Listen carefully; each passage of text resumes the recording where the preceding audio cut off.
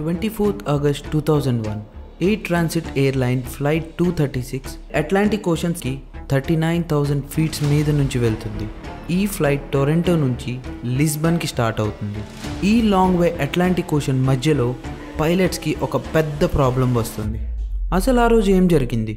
అసలు flight Lisbon చేరుకుందా?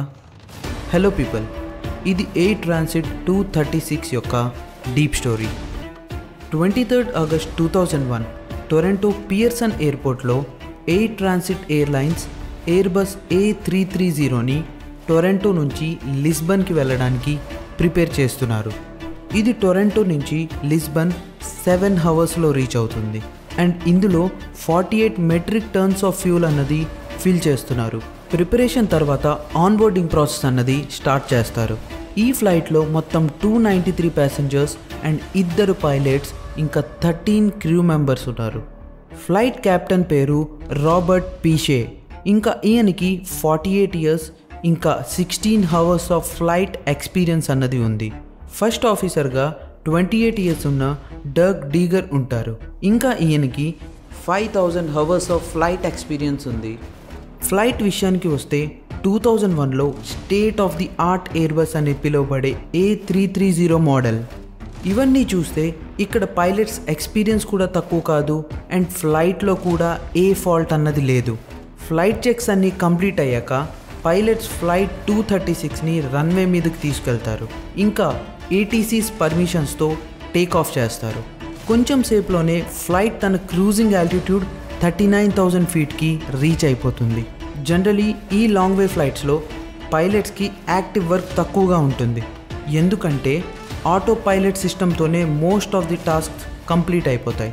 Pilots situation monitor చేసి control టవర్కి ఫ్లైట్ లొకేషన్ ఇంకా స్టేటస్ అప్డేట్ చేస్తూ ఉంటారు. ఫ్లైట్ 236 టేక్ ఆఫ్ అయిన 4 అవర్స్ తర్వాత అంతా నార్మల్గానే ఉంది. ఇంకా నైట్ అవ్వడంతో ప్యాసింజర్స్ క్యాబిన్లో అందరూ పడుకొని ఉంటారు. ఫ్లైట్ అట్లాంటిక్ ఓషన్ సెంటర్లో ఉన్నప్పుడు పైలట్స్కి ఒక పెద్ద ప్రాబ్లం వస్తుంది. కెనేడియన్ టైం బట్టి నైట్ 1 o'clockకి ఫ్లైట్ సెకండ్ ఇంజన్ అంటే రైట్ సైడ్ ఇంజన్ నుంచి ఒక అబ్నార్మల్ రీడింగ్ వస్తుంది.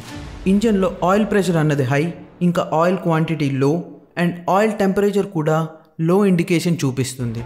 ఈ ఎర్రర్ని పైలట్స్ ఇద్దరు వాళ్ళ కెరియర్లో ఫస్ట్ టైం చూస్తున్నారు. వీళ్ళు వెంటనే ఫ్లైట్ మాన్యువల్ ఓపెన్ చేసి ఈ ఎర్రర్కి రీజన్ తెలుసుకుందాం అనుకుంటారు. నార్మలీ ఫ్లైట్స్ ఆపరేషనల్గా ఉన్నప్పుడు టైం పెరిగే కొద్దీ ఆయిల్ టెంపరేచర్ ఇంక్రీజ్ అవుతూ ఉంటుంది. కానీ ఇక్కడ ఆయిల్ టెంపరేచర్ లో అవుతుంది. వీళ్ళకి ఫ్లైట్ మాన్యువల్లో ఈ ఎర్రర్ కోసం ఏం ఇన్ఫర్మేషన్ కూడా దొరకదు.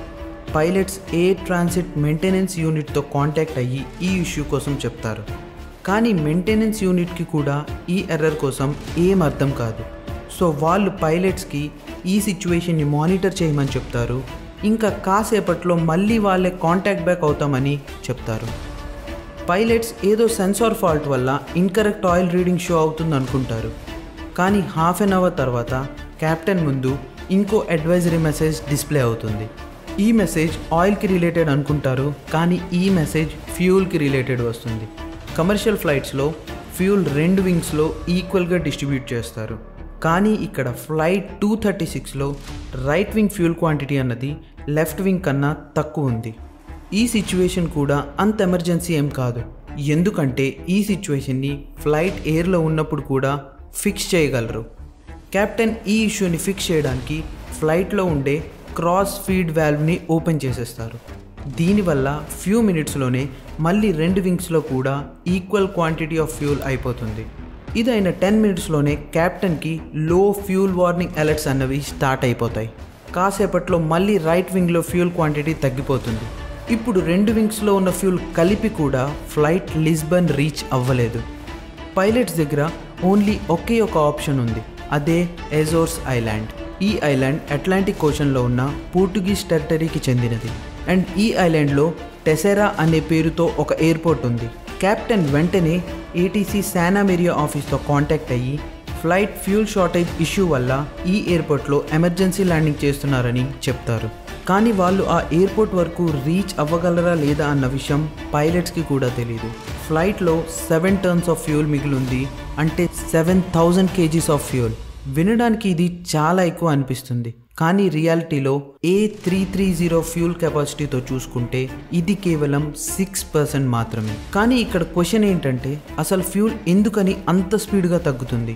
సో ఎక్కడి నుంచైనా ఫ్యూల్ లీక్ అవుతుందేమో అని కెప్టెన్ క్రూకి విండో నుంచి రైట్ ఇంజన్ని మానిటర్ చేయమని చెప్తారు. కానీ చీకటి వల్ల క్రూకి ఎలాంటి లీకేజ్ ఇండికేషన్ కూడా దొరకదు. సో ఇప్పుడు కండిషన్ ఏంటంటే ఎవ్రీ 5 minutesకి 1 ton ఆఫ్ ఫ్యూల్ అన్నది తగ్గుతుంది. సో కెప్టెన్ ఎక్కడి నుంచో ఫ్యూల్ లీక్ అవుతుంది అనే కన్ఫర్మేషన్కి వస్తారు. ఓన్లీ 25 minutes ఆఫ్ ఫ్యూల్ అన్నది మిగిలింది. కానీ ఆ అమౌంట్ ఆఫ్ ఫ్యూల్తో టెసైరా ఎయిర్పోర్ట్ రీచ్ అవ్వడం చాలా కష్టం. మెయింటెనెన్స్ యూనిట్ కెప్టెన్కి లీకేజ్ కన్ఫర్మేషన్ కోసం ఫ్లైట్ని 39,000 feet నుంచి 20,000 feetకి తీసుకొని వెళ్ళమంటారు. కానీ పైలట్ అలా చెయ్యరు. ఎందుకంటే ఫ్యూల్ లీకేజ్ కన్ఫర్మ్ అయినా కూడా ఫ్లైట్ని మళ్ళీ పైకి తీసుకువెళ్ళడం ఇంపాసిబుల్. కొంచెం సేపులోనే ఫ్లైట్ రైట్ ఇంజన్లో ఫైర్ మొదలవుతుంది.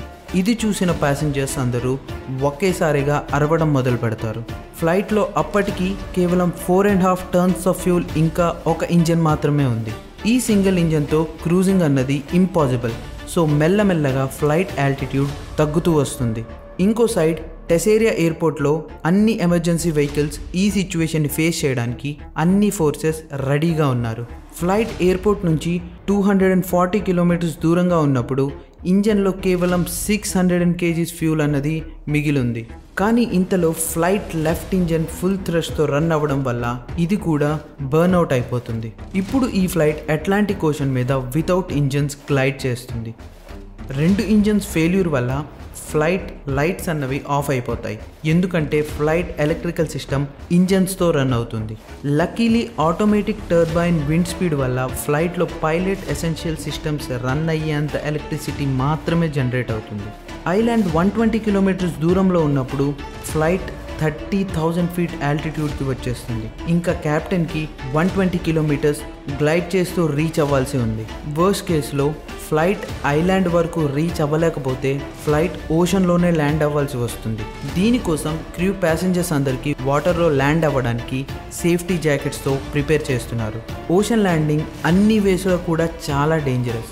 If in case flight landing impact నుంచి సేఫ్ అయినా వాటర్లో మునిగి చనిపోతారు. ఇఫ్ అది అవ్వకపోతే ఓషన్ కోల్డ్ వాటర్ హైపోథెర్మియా వల్ల చనిపోయే ఛాన్సెస్ ఎక్కువ ఉన్నాయి. నార్మల్గా ఇంజన్స్ లేకుండా ప్యాసింజర్ ప్లేన్స్ గ్లైడ్ చేయడం చాలా కష్టం. అంతా ప్లేన్ పిచ్ కంట్రోల్ మీద డిపెండ్ అయ్యి ఉంది. అండ్ ఆ పిచ్ కంట్రోల్ కెప్టెన్ మాన్యువల్గా కంట్రోల్ చేస్తున్నారు. Plane altitude 200 feet per minute drop అవుతుంది. అంటే నెక్స్ట్ 15 minutesలో ఫ్లైట్ ఎయిర్పోర్ట్కైనా రీచ్ అవుతుంది లేదా ఓషన్లో అయినా ల్యాండ్ అవుతుంది. ప్లేన్ టెసైరా ఎయిర్పోర్ట్ నుంచి 15 kilometers దూరంగా ఉన్నప్పుడు ప్లేన్ ఆల్టిట్యూడ్ 13,000 feetలో ఉంది. అండ్ నార్మల్లీ ఈ డిస్టెన్స్కి ఆల్టిట్యూడ్ 3,000 feetలో ఉండాలి. ఇఫ్ ప్లేన్ నోస్ డ్రైవ్ చేసి ల్యాండ్ చేస్తే ఫ్లైట్ స్పీడ్ చాలా హై అయిపోతుంది. దీనివల్ల క్రాష్ ల్యాండింగ్ అయ్యే ఛాన్సెస్ చాలా ఎక్కువ ఉన్నాయి. దీనికోసం పైలట్స్ ఉన్న ప్లేస్ నుంచి ఒక 360 degrees టర్న్ వేస్తారు. దీనివల్ల ఫ్లైట్ ఆల్టిట్యూడ్ 5,000 feetకి డ్రాప్ అయిపోతుంది. ఆల్టిట్యూడ్ని ఇంకా తగ్గించడానికి పైలట్ రన్ సైడ్ నుంచి ఒక S టర్న్ వేస్తారు. S టర్న్స్ వల్ల ఫ్లైట్ డిస్టెన్స్ రన్వే నుంచి ఎక్కువ అయిపోతుంది. నార్మల్ ల్యాండింగ్స్లో ఫ్లైట్ ఫ్లాప్స్ ఓపెన్గా ఉంచుతారు. దీనివల్ల డ్రాగ్ అన్నది క్రియేట్ అవుతుంది. ఇంకా ఇంజిన్ థ్రస్ట్ ఇంక్రీజ్ చేస్తారు. దీనివల్ల ప్లేన్ నోస్ పైకి పిచ్ అవుతుంది. కానీ ఇక్కడ 236 ఫ్లైట్కి ఇంజిన్ థ్రస్ట్ లేకపోవడం వల్ల ఈ ల్యాండింగ్ ఇంకా డిఫికల్ట్ అయిపోయింది. సో పైలట్ దగ్గర ఓన్లీ సింగిల్ లైఫ్ ఆప్షన్ ఉంది. ఫైనలీ ఒక పెద్ద జర్క్తో ఫ్లైట్ రన్వే మీదకి ల్యాండ్ అవుతుంది. ఇంకా టోటల్ 12 టైర్స్లో 8 టైర్స్ బ్లాస్ట్ అయిపోతాయి. ప్లేన్ స్కిడ్ అవుతూ రన్వే మీద ఆగుతుంది. ల్యాండ్ అవ్వగానే ఫ్లైట్ ల్యాండింగ్ గేర్స్కి ఫైర్ స్టార్ట్ అవుతుంది. కానీ ఎయిర్పోర్ట్ క్రూ ఆ ఫైర్ మీద ఇమీడియట్ కంట్రోల్ తీసుకుంటారు.